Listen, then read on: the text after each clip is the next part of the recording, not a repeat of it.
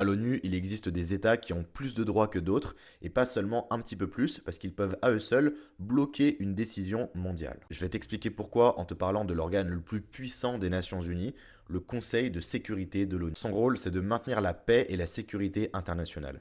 En clair, c'est lui qui peut décider de l'envoi de casques bleus, de sanctions et même de l'usage de la force. Et ce que tu dois savoir, c'est que tous les membres de ce conseil n'ont pas le même pouvoir. Au total, il y a 15 membres dans le Conseil de sécurité de l'ONU, avec 5 membres permanents que sont les États-Unis, la Russie, la Chine, le Royaume-Uni et la France, et 10 membres non permanents qui sont élus tous les 2 ans par l'Assemblée générale de l'ONU. Alors ces 10 sièges non permanents, ils tournent en fonction des régions du monde, mais seulement les 5 membres permanents ont un privilège unique. Ce privilège, c'est le fameux droit de veto. En fait, pour te la faire courte, si un seul de ces 5 États membres s'oppose à une résolution de l'ONU, il peut donc la bloquer, et cette résolution reste bloquée même si l'ensemble du monde est d'accord. Et d'ailleurs, c'est ce qui explique pourquoi est-ce que tant de crises restent bloquées au Conseil de sécurité de l'ONU. En résumé, le Conseil de sécurité des Nations Unies, c'est l'endroit où se joue la paix.